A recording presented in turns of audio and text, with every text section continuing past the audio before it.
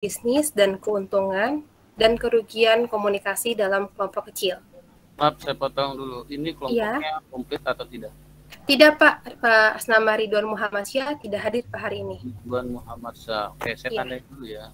Baik, Pak. Ridwan Muhammad Syah. Oh iya, dia memang ini ya, nggak apa namanya, nggak pernah ikut-ikut absen ya. Oke, dilanjut. Hanya Ridwan saja ya? Benar, Pak. Oke, silahkan dilanjut. Baik, terima kasih, Pak. Teknik lobbying dan negosiasi, yaitu lobby. Hari ini kami akan membahas tentang lobby dan negosiasi. Untuk lobby sini pengertian lobby, posisi dan hubungan lobby dengan komunikasi, fungsi lobby, sasaran dan tujuan lobby, persiapan lobby, mengorganisasikan dan merencanakan lobby, lalu menetapkan strategi lobby yang efektif dan rambu dan permasalahannya. Untuk negosiasi sendiri, di sini pengertian negosiasi, paradigma, langkah-langkah negosiasi, strategi negosiasi, unsur-unsur penting dalam negosiasi, lalu witness dalam negosiasi. Untuk pengertian lobby di sini adalah aktivitas komunikasi yang dilakukan individu ataupun kelompok dengan tujuan mempengaruhi pimpinan organisasi lain maupun orang yang memiliki kedudukan penting dalam organisasi dan pemerintah sehingga dapat memberikan keuntungan untuk diri sendiri ataupun organisasi dan perusahaan pelobby. Lobby dalam konteks bisnis adalah upaya melakukan pemasaran atau penjualan dalam melakukan pendekatan kepada calon pembeli, baik perorangan maupun instansi. Dalam lobby bisnis ini biasanya dikemukakan maksud dan tujuan dan penjelasan produk. Untuk posisi yang hubungan lobby dengan komunikasi, yaitu posisi lobby dengan komunikasi, posisi lobby berada dalam bagian ilmu komunikasi, khususnya public relation, sehingga dalam melakukan lobby selalu berkaitan dengan teknik-teknik komunikasi. Menurut Onong Ucaja Effendi, tahun 1998, teknik komunikasi terdiri dari 4 teknik, yaitu teknik informatif, teknik komunikasi persuasif, teknik komunikasi instruksi, dan teknik komunikasi manusiawi. Hubungan lobby dengan komunikasi terdapat 6 poin. Yang pertama, lobby merupakan kegiatan komunikasi yang bersifat informal guna membujuk, merayu, atau mempengaruhi pihak-pihak lain agar pihak tersebut menyetujui usulan, gagasan, ataupun pokok pikiran si pelobby. Lalu, lobby dapat dilakukan di dalam beberapa konteks komunikasi, seperti komunikasi interpribadi, kelompok, organisasi, dan massa. Dalam komunikasi organisasi, kerangka berpikir anggota organisasi harus diperhatikan karena satu dan lainnya berbeda-beda. Keberhasilan lobby dalam komunikasi kelompok dipengaruhi karena adanya teori tentang komunikasi itu sendiri. Alasannya lobby kerap dilakukan tidak hanya perorangan, melainkan dilakukan per tim. Dalam komunikasi politik, lobby berhubungan dengan propaganda atau teknik mempengaruhi dan komunikasi persuasif, yaitu tujuan ingin membujuk. Dalam komunikasi antar budaya, lobby sangat diperlukan bagi para pelobby, terutama bila sasarannya seseorang dari daerah atau bahkan negara yang berbeda, sehingga konflik atau miscommunication tidak terjadi. Fungsi dan manfaatnya. Untuk fungsi di sini melindungi kepentingan organisasi atau lembaga bisnis dengan membuka komunikasi pada pihak pengambil keputusan, membangun kolasi dengan organisasi lain, mengumpulkan informasi dan mempersiapkan laporan untuk legislator yang mewakili posisi organisasi dalam isu-isu kunci. Sebagai wujud rasa toleransi antar pelaku komunikasi dalam organisasi maupun institusi. Untuk manfaatnya, manfaat dari lobby yaitu untuk mempengaruhi pengambilan keputusan agar keputusannya tidak merugikan para pihak lobby dari organisasi atau lembaga bisnis. Untuk sasaran lobi, yaitu kepala organisasi atau komandan, golongan masyarakat, anggota organisasi, tokoh masyarakat, kalangan jurnalis seperti wartawan dan redaktur, dan pejabat tinggi negara. Tujuannya di sini untuk mempengaruhi atau meyakinkan orang atau pihak lain terjadinya hubungan organisasi atau seorang yang lebih menyenangkan. Berikutnya, menciptakan suatu kerjasama yang saling menguntungkan dan bukan mencari keuntungan dari pihak yang dilobi, tetapi berdiskusi dalam pencarian solusi dan mampu bekerjasama yang saling menguntungkan. Untuk persiapan lobi di sini yaitu siapkan dan sempurnakan argumen dalam mendukung posisi organisasi, pelajari argumen yang berlawanan dengan posisi organisasi, pahami orientasi politik yang sedang Anda coba pengaruhi, tinggalkan segera pihak yang sedang Anda coba pengaruhi setelah menerima posisi organisasi. Lalu beri legislator pernyataan tertulis mengenai dukungan pada posisi organisasi. Lakukan kontak komunikasi lanjutan untuk memperkuat posisi yang mendukungnya. Pengorganisasi dan merencanakan lobi, yaitu yang pertama menentukan bentuk kegiatan, menetapkan tempat, menetapkan waktu, lalu menetapkan tim lobi, selanjutnya menetapkan tujuan lobi, lalu menetapkan anggaran, dan pentingnya persiapan. Untuk menetapkan strategi lobi yang efektif, terdapat 4, yaitu yang pertama urutan prioritas. Untuk urutan prioritas yaitu berhubungan dengan tahapan-tahapan dalam pelaksanaan lobi dengan tujuan memperoleh efek domino atau efek bola salju. Bila satu sudah di tangan, yang lain akan mengikuti. Lalu menyiapkan argumen.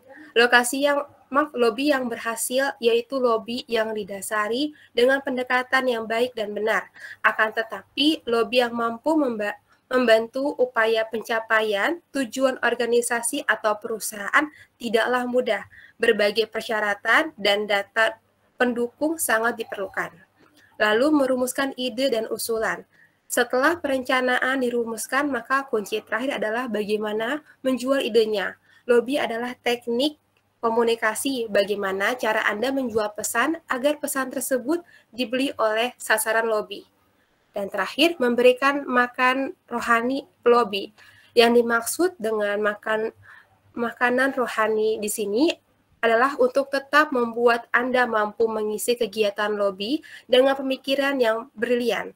Memberikan makanan rohani berarti banyak membaca, berdiskusi, banyak mengikuti seminar, dan sebagainya. Rambu-rambu dan permasalahan dalam lobi, yaitu terdapat 5 poin. Untuk poin pertama, rambu dan permasalahan menyangkut pada komitmen terhadap etika dan beberapa peraturan tidak tertulis namun menyoroti kinerja lobi.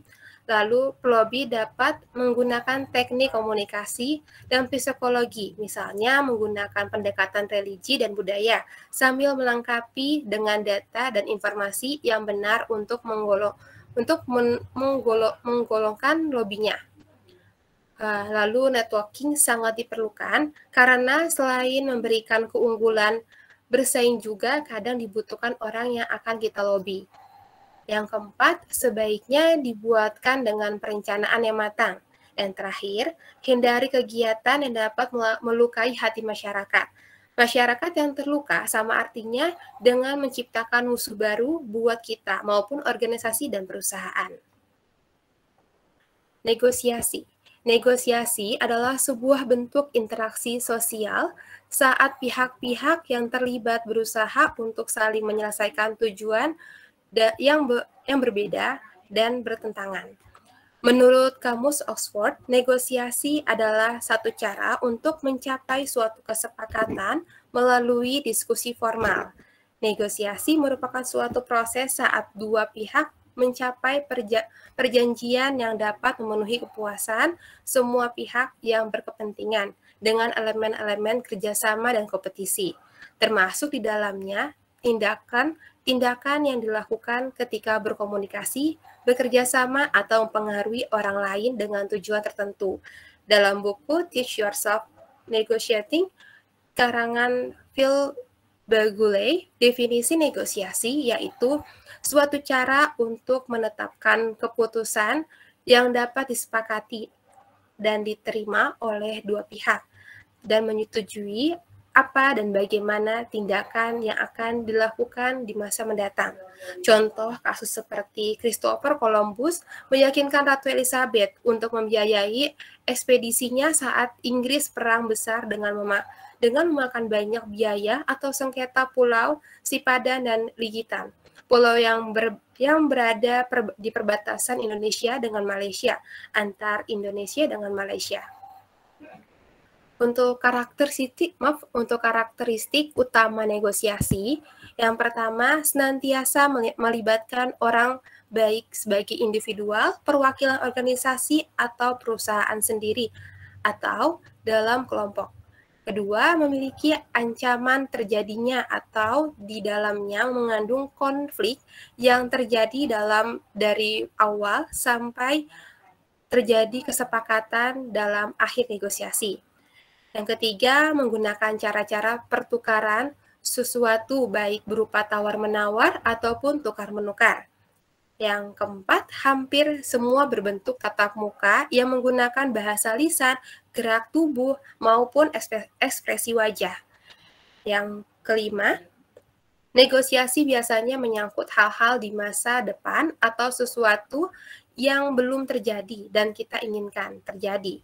Dan terakhir, ujung dari negosiasi adalah adanya kesepakatan yang diambil oleh kedua belah pihak, meskipun kesepakatan itu misalnya kedua belah pihak sepakat untuk tidak sepakat. Dan paradigma negosiasi. Paradigma negosiasi terdapat dua, di mana negosiasi menang kalah atau win-loss, dan negosiasi menang-menang, win-win. Untuk negosiasi menang kalah, di sini terdapat tiga poin, yaitu sudut pandang klasik yang memandang bargaining sebagai win-loss. Jika salah satu pihak menang, maka pihak lain akan kalah. Disebut juga negosiasi zero sum atau negosiasi distributif. Asumsinya sumber daya terbatas dan proses negosiasi untuk menentukan siapa akan mendapatkan sumber daya tersebut. Lalu, tren masa kini, ia memandang negosiasi sebagai situasi win-win, di mana kedua belah pihak mendapatkan keuntungan sebagai hasil dari negosiasi. Untuk negosiasi menang-menang di sini disebut juga dengan negosiasi positive sum atau negosiasi integratif.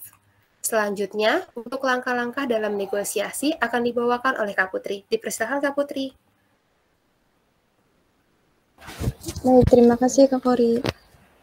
Untuk selanjutnya, langkah-langkah dalam negosiasi. Yang pertama ada persiapan. Langkah pertama dalam melakukan negosiasi adalah persiapan, karena hal tersebut akan memberikan rasa percaya diri yang kita butuhkan dalam negosiasi. Yang pertama yang harus dilakukan dalam langkah persiapan yaitu menentukan secara jelas apa yang ingin dicapai dalam negosiasi. Tujuannya harus jelas dan terukur sehingga dapat membangun ruang untuk bernegosiasi. Tanpa tujuan yang terukur, kita tidak bisa memiliki pegangan untuk melakukan tawar-menawar atau berkompromi dengan pihak lainnya. Hal yang kedua, kesiapan mental. Usahakan kita dalam kondisi rileks dan tidak tegang. Cara yang paling mudah adalah dengan melakukan relaksasi. Bagi yang menguasai teknik pemrograman, kembali bawah sadar, maka dapat melakukan latihan negosiasi dalam pikiran bawah sadar sehingga setelah melakukannya berkali-kali secara mental, maka akan menjadi lebih siap dan percaya diri. Yang kedua, pembukaan. Kita harus mampu menciptakan atmosfer atau suasana yang tepat sebelum proses negosiasi dimulai. Untuk mengawali negosiasi dengan baik dan benar, kita perlu memiliki rasa percaya diri, ketenangan, dan kejelasan dari tujuan kita melakukan negosiasi.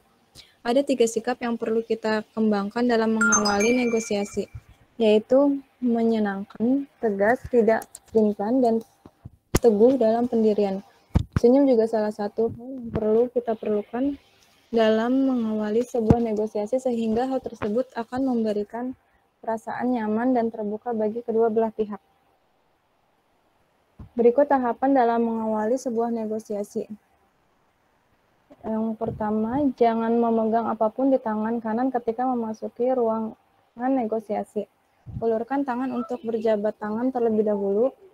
Jabat tangan dengan tegas dan singkat, berikan senyum dan katakan sesuatu yang pas untuk mengawali pembicaraan. Next slide-nya, Kak Kori.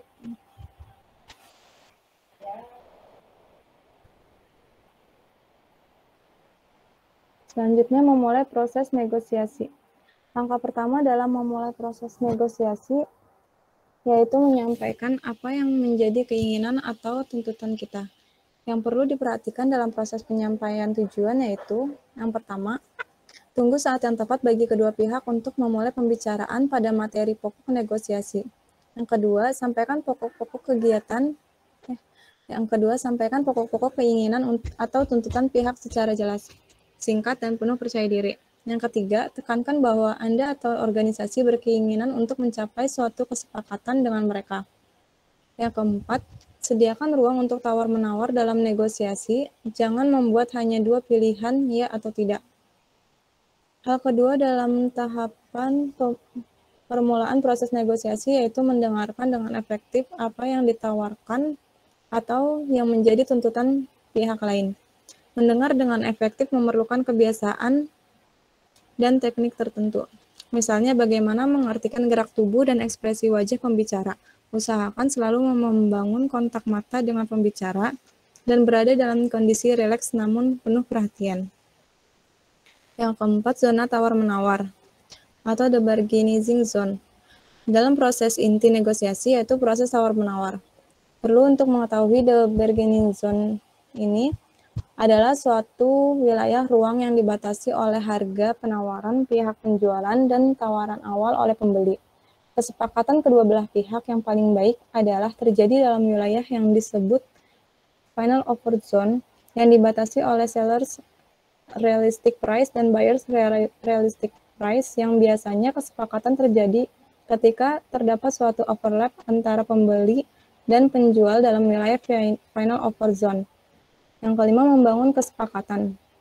Babak terakhir dalam proses negosiasi yaitu membangun kesepakatan dan menutup negosiasi. Ketika tercapai kesepakatan, biasanya kedua belah pihak melakukan jabat tangan sebagai tanda bahwa kesepakatan telah dicapai dan kedua belah pihak memiliki komitmen untuk melaksanakannya. Strategi dalam negosiasi. Yang pertama ada strategi kooperatif, yaitu yang pertama sasarannya mencapai kesepakatan kedua belah pihak, yang kedua memakai semboyan win-win solution atau saling menguntungkan, yang ketiga mempercayai pihak lawan, yang keempat melakukan kompromi jika diperlukan dalam timbal balik, yang kelima menciptakan landasan dan kepentingan bersama. Yang poin kedua adalah strategi kompetitif. Yang pertama, strategi kompetitif itu meliputi yang pertama, sasaran strategi untuk mengalahkan lawan. Yang kedua, mempercayai lawan dan siap bertarung. Yang ketiga, menuntut sebuah konsesi, menegaskan posisi dan melancarkan tekanan. Yang keempat, tidak memberikan apa-apa dan menghabiskan semuanya. Poin yang ketiga ada strategi analisis. Strategi analisis ini memiliki 5 poin.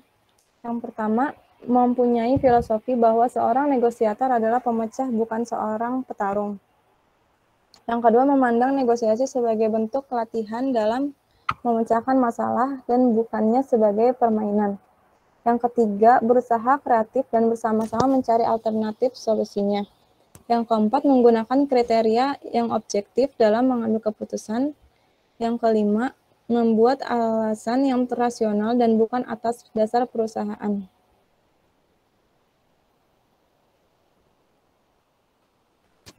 Selanjutnya ada unsur-unsur dalam negosiasi. Yang pertama, ketergantungan dalam suatu tingkatan antara pihak yang terlibat. Yang kedua, ketidaksepakatan atau konflik baik yang nyata ataupun tersembunyi. Yang ketiga, interaksi yang oportunistik. Setiap pihak punya keinginan untuk mempengaruhi orang lain. Yang keempat, kesepakatan. Guidelines dalam menegosiasi. Untuk meningkatkan peluang terjadinya negosiasi yang sukses, masing-masing partisipan harus menyepakati pedoman-pedoman, yaitu yang pertama, semua partisipan yang terlibat dalam proses negosiasi mempunyai kedudukan yang sama.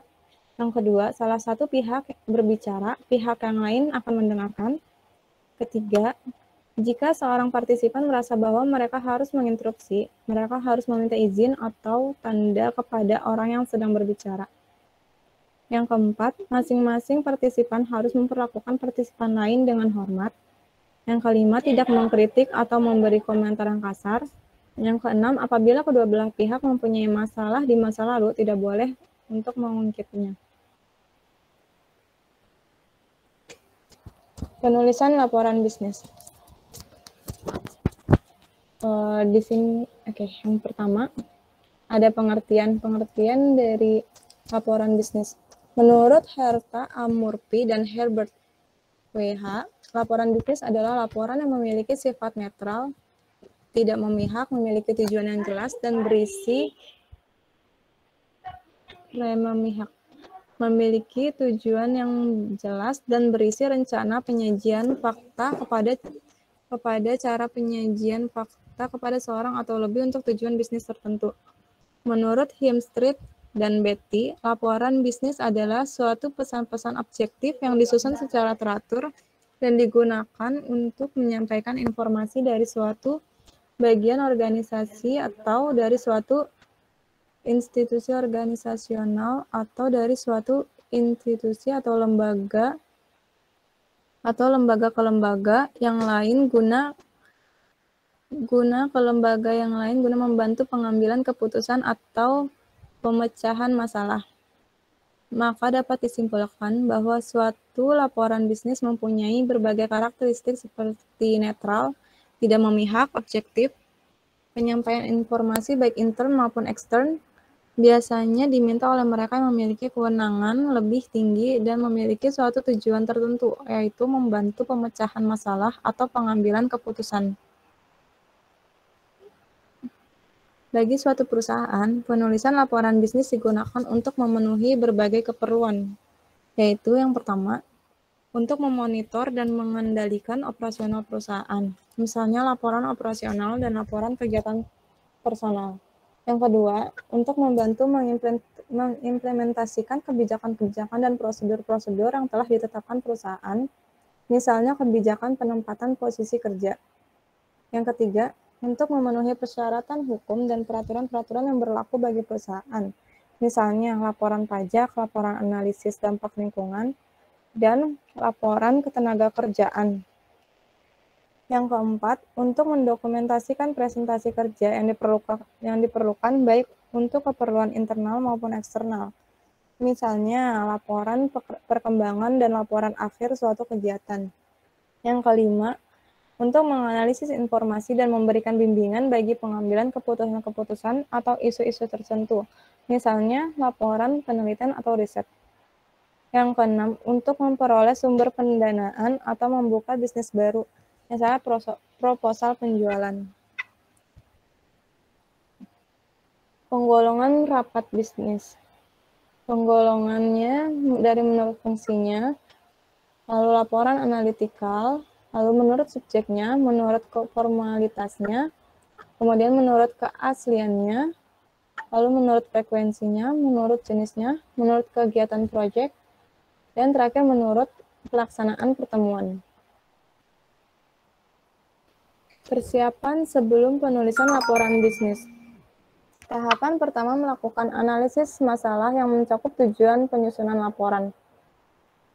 Yang pertama, mempertimbangkan siapa yang akan menerima laporan. Yang kedua, tentukan ide atau gagasan. Yang ketiga, mengumpulkan bahan yang diperlukan. Yang keempat, menganalisis dan menafsirkan data. Yang terakhir, mengorganisasi data dan mempersiapkan outline akhir.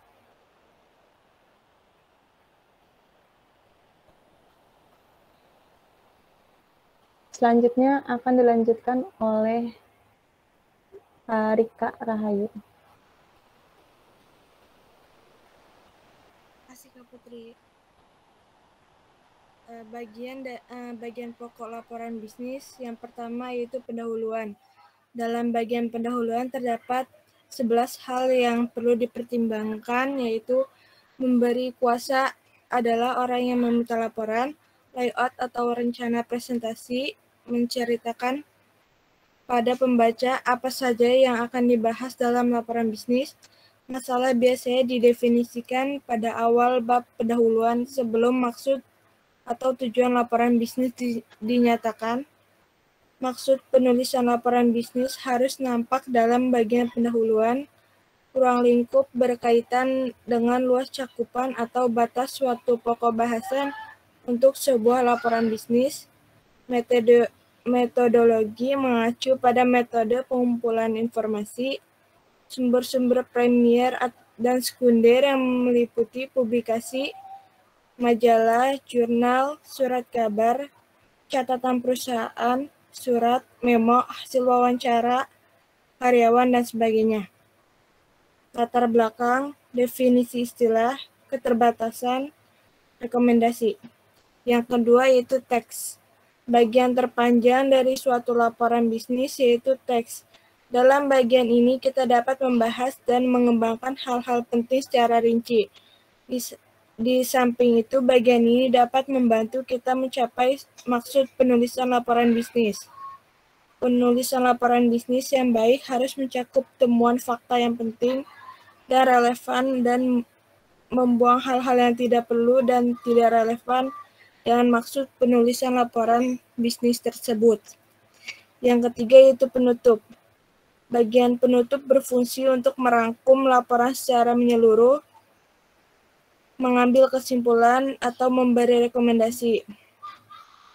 Bagian penutup terdiri atas satu rangkuman, kesimpulan, rekomendasi, rencana tindakan, proposisi. Lanjut, Kak.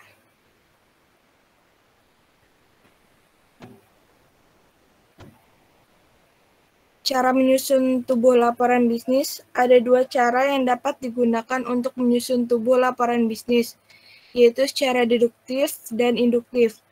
Kebanyakan laporan bisnis disusun secara deduktif karena pembaca ingin tahu lebih dini mengenai kesimpulan dan rekomendasi laporan bisnis.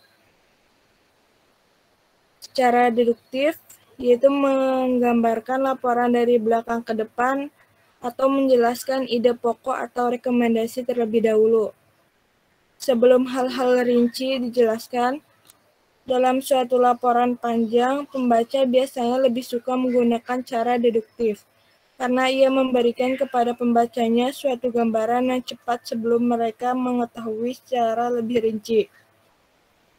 Secara umum, kita dapat menggunakan cara deduktif jika pembaca memiliki karakteristik sebagai berikut. Pertama, eksekutif yang sibuk.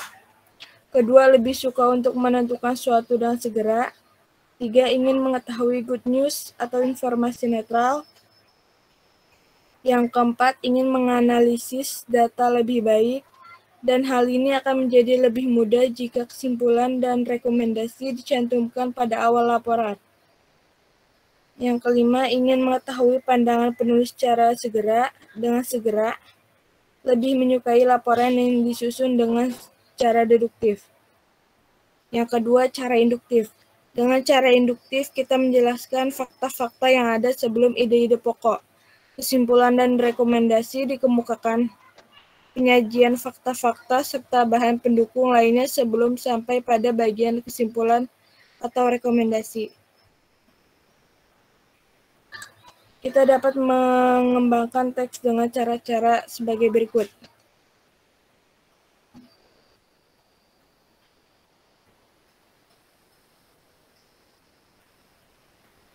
Rekomendasi dapat menggunakan cara induktif jika pembaca memiliki karakteristik ingin mengetahui penjelasan secara rinci terlebih dahulu untuk dapat memahami kesimpulan dan rekomendasinya. Ingin mengetahui kesimpulan yang kurang menyenangkan, mungkin merasa kesimpulannya tidak biasa dan dapat menerimanya. perlu membaca sebuah laporan bukan hanya bagian akhirnya saja, lebih menyukai disusun secara induktif.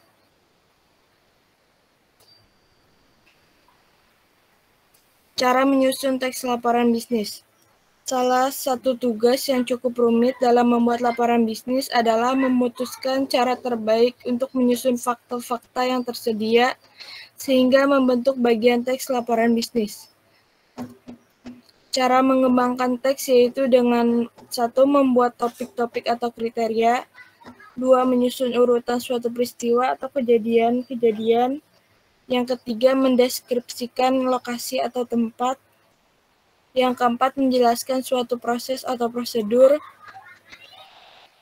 yang kelima menyusun urutan singkat pentingnya secara alfabet, selanjutnya menyusun urutan singkat familiaritas, menyusun sumber-sumber yang digunakan, yang terakhir pemecahan masalah. Metode outline. Setelah menyusun tubuh laporan teks laporan, kita akan mengatur judul dan subjudul dalam suatu outline. Suatu outline yang baik khususnya untuk laporan yang panjangnya 2 halaman atau lebih, outline merupakan alat yang paling penting dan hemat waktu. Dia akan menjadi penuntun kita dalam menyusun laporan. Dalam suatu laporan panjang, laporan formal akan menjadi daftar isi laporan kita. Sebelum menulis laporan, outline membantu kita untuk melihat hubungan antara topik, membandingkan proporsi dan judul, mengecek keterkaitan keseluruhan dalam suatu susunan yang logis, dan menghilangkan tumpang tindih.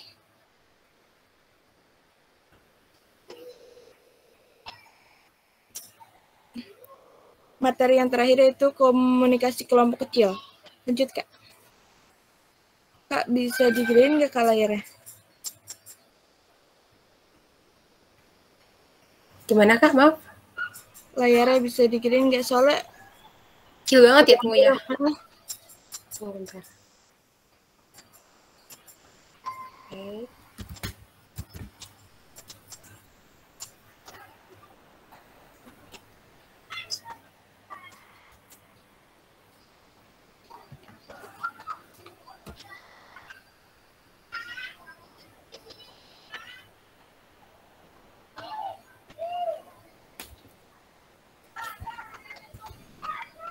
Udah belum kasih gini? udah. Oke.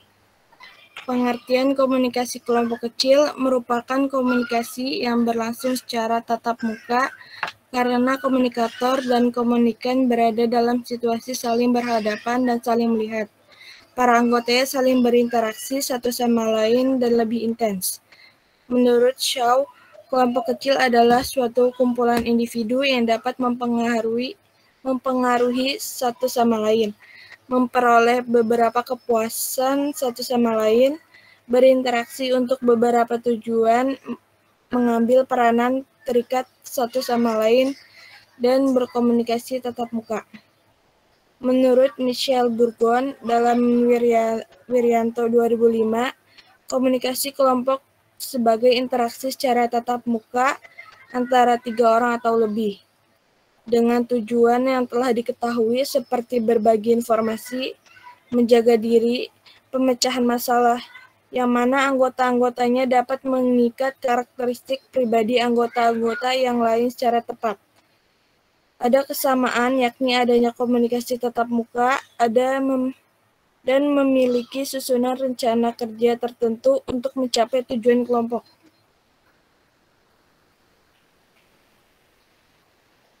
Karakteristik komunikasi kelompok kecil dalam kelompok ditentukan oleh norma dan peran. Norma adalah kesepakatan dan perjanjian tentang bagaimana orang-orang dalam suatu kelompok berhubungan dan berperilaku satu dengan lainnya. Norma oleh para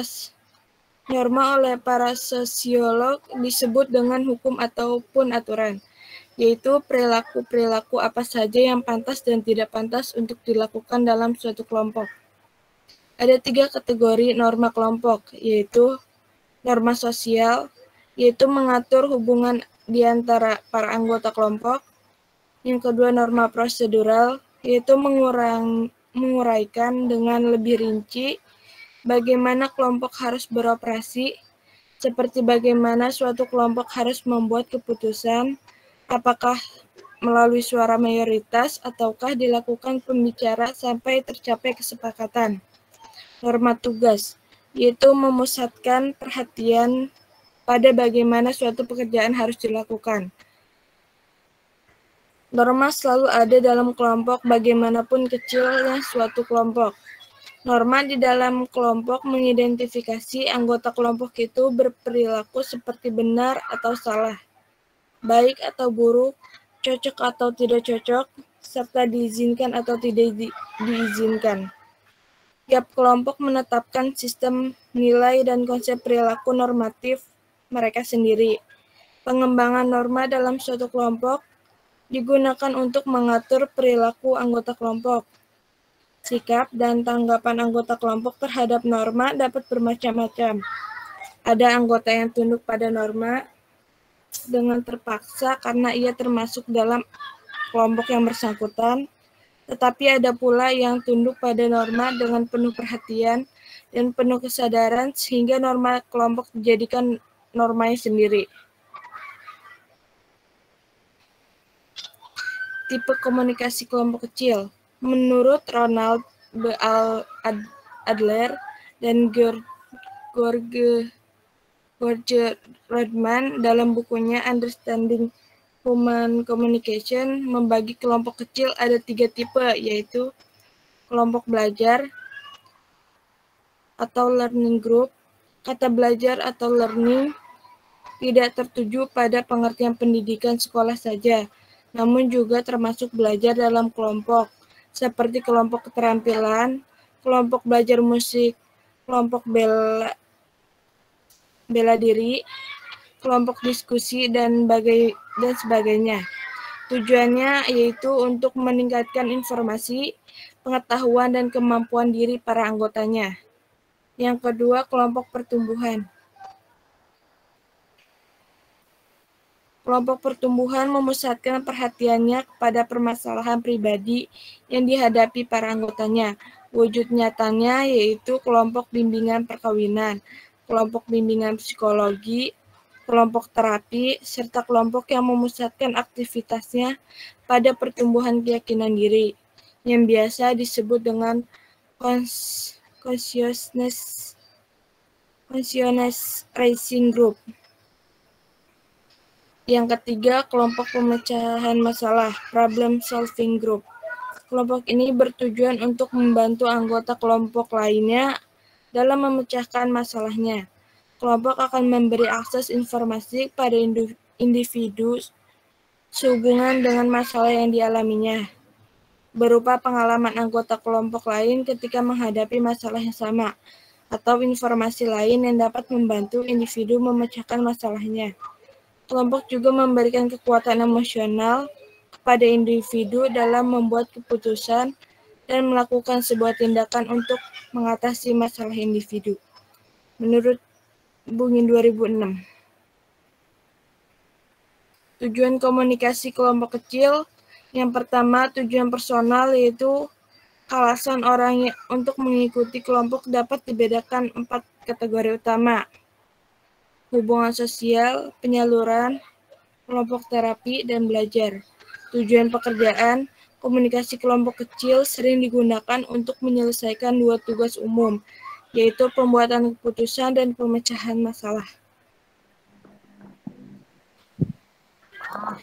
Keuntungan dan kerugian kelompok kecil.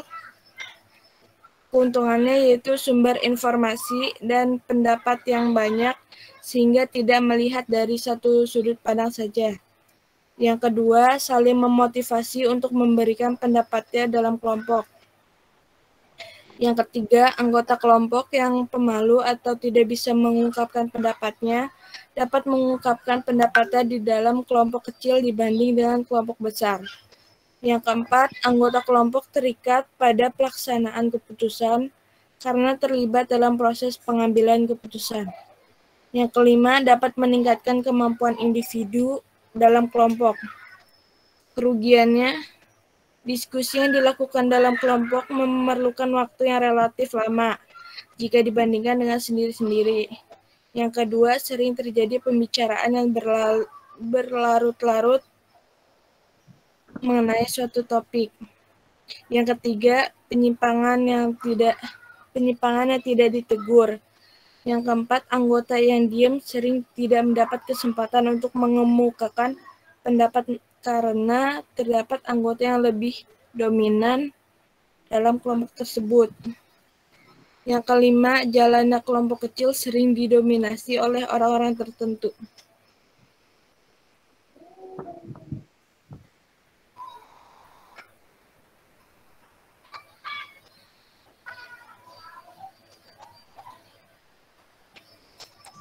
Izin bertanya. Terima kasih. Mohon maaf apabila ada kesalahan. Dimaafkan. Ya, Mau tanya.